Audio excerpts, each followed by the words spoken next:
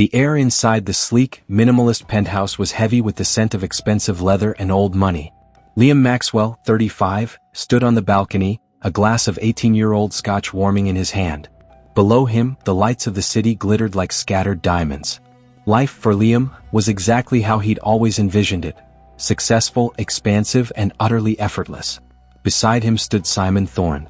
Simon was the other half of this glittering picture, but the reflection he caught in the glass was always subtly dimmer than Liam's. Simon was Liam's oldest friend, his confidant, his shadow. They had grown up together, scraping by on shared dreams and stale pizza. But as the years passed, their paths diverged with the cruel precision of a financial chart. Liam's software startup had exploded, making him a multimillionaire before 30. Simon, despite his equal talent and far greater effort, remained perpetually stuck. A loyal employee at Liam's company, comfortable, but living forever in the shade of his friend's blinding success. This dynamic was the silent cancer in their bond. Liam, oblivious in his genuine good nature, never noticed the micro-expressions of pain that crossed Simon's face when he spoke of his next yacht trip or his new vintage car. Liam simply saw his best friend, the one person he completely trusted. Simon saw the living, breathing, towering monument to everything he lacked. Tonight, the envy was a physical weight on Simon's chest. Liam was celebrating his impending engagement to Elena, a woman Simon secretly loved with a fierce, possessive intensity. Elena, of course, saw Simon only as Liam's sweet, quiet friend. "I did it, man," Liam chuckled, raising his glass. She said, "Yes, we're setting the date for spring. You're my best man, obviously." Simon forced a grin, lifting his own, cheaper glass of bourbon. "Of course. Congratulations, Liam. You deserve it." "A lie," Simon's mind screamed. "You deserve nothing. I did the work on that algorithm. I stayed up the nights. You just signed the papers." The years of shared history had twisted into a suffocating resentment, and now, with Elena about to be sealed away forever, that resentment snapped. The quiet man was done being the side character in his own life. He realized in that moment that his fate wasn't tied to his effort, it was tied to Liam's existence. To get everything he wanted, the respect, the wealth, the woman, Liam had to be removed. And because he was Liam's confidant, his most trusted ally, Simon knew exactly how to do it. He knew Liam's routine, his weaknesses, his habits. He didn't just know the lock, he knew the exact combination. This wouldn't be a crime of passion. It would be an act of corporate restructuring, cold and efficient. Simon would inherit his best friend's life. The first step in Simon's plot was to secure his motive against suspicion. Liam, in his boundless trust, had made Simon the sole, non-family beneficiary of his multi-million-dollar life insurance policy, established years ago as a handshake agreement between two hopeful young men. Simon didn't need to hide the motive. He needed to make it look irrelevant. He began his preparation by establishing a new, public financial struggle.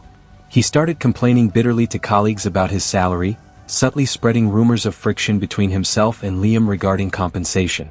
He began to accumulate small, visible debts, a new truck, an expensive trip, just enough to create the narrative of a man in deep financial distress, a distress Liam had failed to alleviate. When the police look for the motive, Simon theorized, they will see desperation, but they will also see the absurdity of it. Why would I kill the one person who could bail me out? It was a misdirection built on truth. The method of the murder needed to be equally misleading. Liam's death had to appear as an unfortunate accident, a tragedy tied to his adventurous, expensive lifestyle. Liam was a passionate pilot, owning a small, private Cessna he kept at a remote airfield. He loved flying alone on weekends to escape the city. This was the opening. Simon spent 2 months studying advanced aviation maintenance logs and common failure points on small aircraft.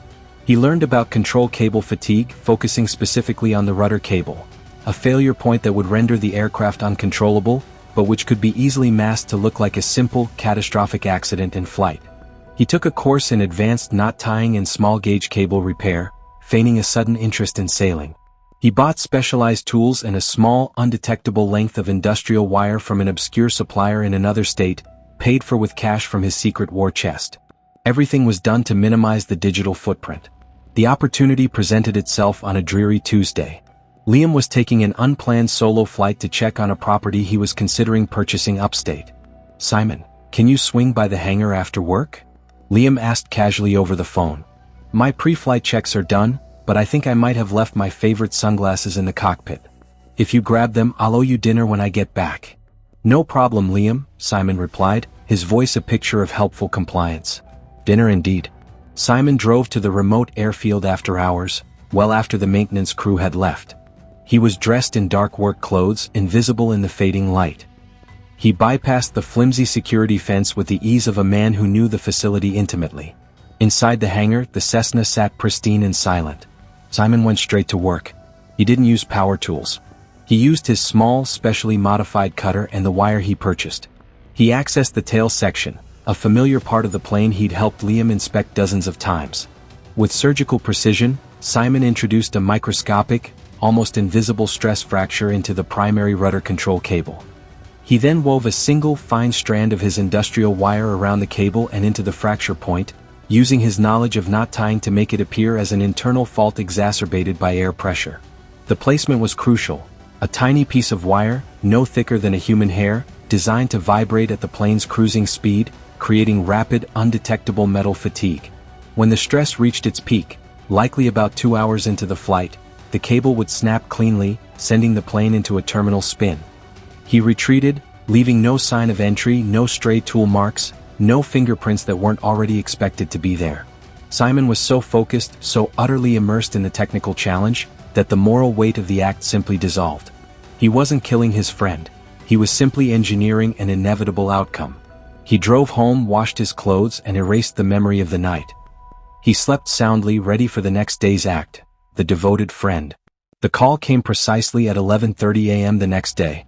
Simon was in a conference room, presenting a quarterly report on a project he had been working on. His phone buzzed urgently. The caller ID was the airfield manager. Simon took the call outside, returning moments later, his face bleached white, his composure utterly gone. I need to go, he stammered to the room, his eyes wide with manufactured shock. That was the airport. Liam's plane. They lost contact. Search and rescue is already out. The performance was stunning. Simon drove straight to the airfield, arriving before the search team confirmed the worst. He spent the next 48 hours in a state of carefully managed despair, a fixture at the emergency command center. He spoke to reporters, his voice catching with genuine-sounding distress, describing Liam as his brother, and the flight as a routine checkup. When the wreckage was finally located in a remote, mountainous area, a scene of utter devastation, Simon was the one who had to identify Liam's few remaining personal effects. He wept openly, genuinely, the relief of his success mixing with the residual pain of losing his oldest companion. The ensuing investigation was quick. The FAA inspectors were thorough, but focused on environmental factors and pilot error. The initial report was clear: catastrophic rudder failure due to metal fatigue and high-stress oscillation, exacerbated by the harsh environmental conditions of the crash. Accidental death. Simon was a suspect for less than an hour. The motive, the insurance money, was noted but instantly dismissed. He had a clean history, a solid alibi, presenting a report at work, and had been the picture of devotion throughout the entire crisis. The insurance money, a substantial sum that would change his life forever, was the perfect red herring. It pointed toward greed, yet his public display of grief and financial vulnerability made the crime seem unthinkable. Within 3 weeks the case was closed.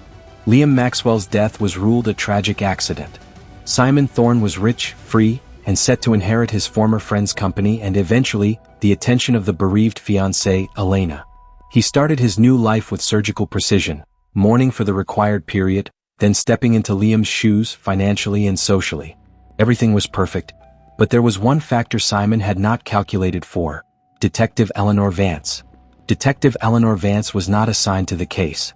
She worked for the Regional Financial Crimes Unit, but she had a peculiar, almost obsessive interest in anomalies. Liam Maxwell's death had been dismissed, but a few weeks later, a tiny, almost invisible financial transaction crossed her desk. A high-value money transfer from a shell corporation in the Cayman Islands to an account held by a very common name, Simon Thorne. The amount was small, only $5,000, but it was odd. Why would a shell corporation tied to a former Liam Maxwell competitor suddenly pay one of Liam's best friends, after Liam's death? Vance pulled the full file on the crash. She saw the picture: best friend, sole beneficiary, tragic accident. She read the FAA report: metal fatigue, oscillation. She saw the investigation's focus on pilot error and weather, and she felt the chill. Something didn't sit right. Vance began her own unofficial investigation, operating entirely outside the standard police timeline. She wasn't looking for proof of murder, she was looking for a proof of deception. Her first target was Simon's financial distress. She found his recent debts. The new truck, the trips, the complaints. But when she dug deeper into his accounts, she found something contradictory. Simon's accounts, while showing significant debt, also showed several large cash withdrawals over the preceding 5 months, withdrawals that were not used to pay bills. They were carefully timed to fall just below the mandatory reporting threshold. A man in financial distress tries to put money in his account, not take non-essential cash out, Vance mused. Unless that cash was for something he didn't want a paper trail for. Her second target was the plane crash itself. Vance had no aviation expertise, but she knew experts. She took the official FAA report to an old colleague, an aeronautical engineer named David. David studied the report for 2 days. He called Vance back, his voice cautious. "Ellie, the report is solid. Stress fracture, oscillation. But look at this," he said, pointing to a tiny photo of the fragmented cable. Metal fatigue usually shows a beach mark pattern, a gradual crack growth. This is different. This break is too clean at the final point. It almost looks like the cable was nicked and then failed under minimal load. Vance leaned in. "So, sabotage? It would be nearly impossible to prove," David countered. "But if I were building a failure, I would have introduced a flaw, a weak point, and then let the flight pressure do the rest. It's too perfect to be purely random." Vance now had 3 threads: an odd offshore payment, secret cash withdrawals, and a crash that was too perfect. All roads pointed to Simon Thorne, the grieving best friend. She needed to find the weapon. Vance knew the weapon was likely gone, but the proof of preparation might remain. She focused on the cash withdrawals. They often preceded Simon's long weekend trips. She tracked the purchases Simon made on those trips, looking for something industrial, technical, or specialized. It led her to an obscure, family-run hardware supply store in rural Georgia, 3 states away from Simon's usual travel routes. The store specialized in high-end industrial wire and yachting supplies. Vance interviewed the owner, Mr. Henderson, who had an elephantine memory for transactions. She didn't mention Simon's name. She showed him a photo of the specialized control cable on Liam's Cessna. "We sell that kind of cable," Henderson confirmed. "But what's more interesting is a very high-tensile, small-gauge wire. Barely visible. A man bought some from me 6 months ago. Paid cash. The wire was so fine it wasn't even on the inventory system." "What did the buyer look like?" Vance asked, her voice barely a whisper. "Clean-cut, polite, talked about using it for sailing," Henderson recalled. "Funny though. He kept the receipt, but he insisted I write fishing line on it. Said his wife would kill him if she saw how much he spent on boat gear." Vance knew. Simon had created a false receipt to explain a large cash purchase as a harmless hobby expense. The same calculated perfection he used for his alibi, but this time he had used it on a store owner who remembered everything. She obtained the store's security footage from that day. The resolution was grainy, but the man was unmistakably Simon Thorne. Vance now had her narrative. Simon purchased the specialized wire. He had the means, the hangar access, the aviation knowledge. He had the motive, the insurance, the envy, Elena, and he had meticulously covered his tracks with financial misdirection and a perfect accident. She immediately ordered a full search warrant on Simon's properties, targeting the most likely place for evidence: the tools. The search team found nothing obvious. Simon was too smart.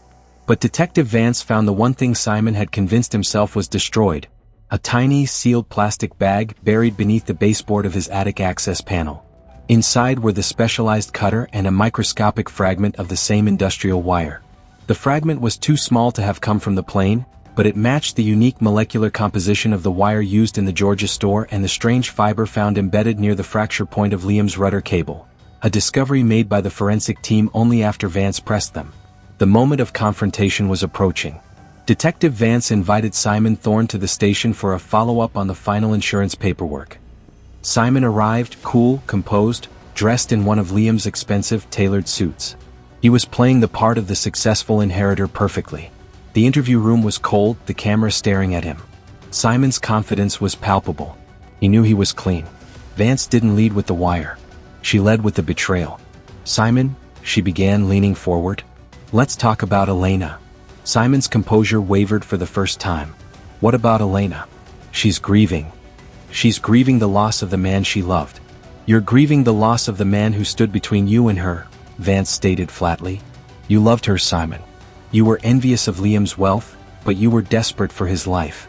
Simon's eyes flashed with venomous denial. That's speculation, detective. That's tabloid psychology. Is it? Vance slid a folder across the table. It contained 3 things: the blurry security footage of Simon buying the wire in Georgia, the fishing line receipt, and the lab report confirming the match between the attic wire and the fragment found in the rudder cable. You're right, Simon. The insurance money was a distraction. The real motive wasn't the money you stood to gain, it was the life you stood to take. You created a perfect, invisible sabotage, letting the forces of nature finish the job. You were meticulous. You covered your financial tracks, your physical movements, and your emotional state. She paused, letting the weight of the evidence crush the air around him. But you missed one thing, Simon. You didn't just kill Liam's life, you killed your alibi. By acting as the grieving friend, you gave us access to places a normal suspect would never go. You were alone in the hangar the day before the flight. You were the only person who knew Liam's schedule intimately. You were the confidant, and the confidant is always the last person anyone suspects. Simon stared at the photos, the confident mask melting away to reveal the raw, exposed nerves of a man whose world was dissolving. He reached out and touched the receipt, the innocent lie about fishing line that had become his undoing. He never saw me, Simon whispered, his voice cracking. He always just saw himself in my reflection. I built that company, I loved his fiancée, and he just existed to mock me. The confession, once the psychological dam burst, poured out in a pathetic stream of bitterness and self-pity. He detailed the stress fracture, the wire, the calculated use of the high altitude to ensure the fatal breakup. He ended with a single, chilling final statement. I didn't kill my friend, detective. I simply corrected a profound injustice. Simon Thorne's trial was swift, the evidence of his meticulous plotting overwhelming. The aviation expert, David, testified to the highly unusual nature of the fatigue break, demonstrating how the tiny, implanted wire would have guaranteed failure. The jury saw not a tragic accident, but an act of chilling, calculated, premeditated murder. Simon was convicted of first-degree murder. Elena never visited him. When she testified, she spoke not of grief for Liam, but of profound disgust for Simon. Her emotional bond to Liam was severed not by death, but by the shattering realization of Simon's treachery. The beautiful life Simon had schemed to inherit vanished the moment the handcuffs snapped around his wrists. He had achieved total financial control, but in doing so he had secured a final empty inheritance. A life sentence and the absolute total isolation of prison. Detective Vance watched the verdict delivered. She understood the true lesson of the case. Envy is an acid that destroys the vessel that holds it. Simon had the opportunity to build his own life, but instead he chose to destroy another's, mistaking ownership for happiness. The story of Simon Thorne serves as a chilling reminder that the greatest danger often comes not from a stranger in the dark, but from the smiling face sitting across your dinner table, the one who knows your vulnerabilities and who watches your success not with pride, but with the cold, measuring focus of a killer. Friend or foe, sometimes the mask of a confidant hides the heart of a calculating murderer. If this story of calculated betrayal and the detective who saw through the perfect accident resonated with you, hit the like button and subscribe for more true crime tales that remind us to look closer at the faces we trust.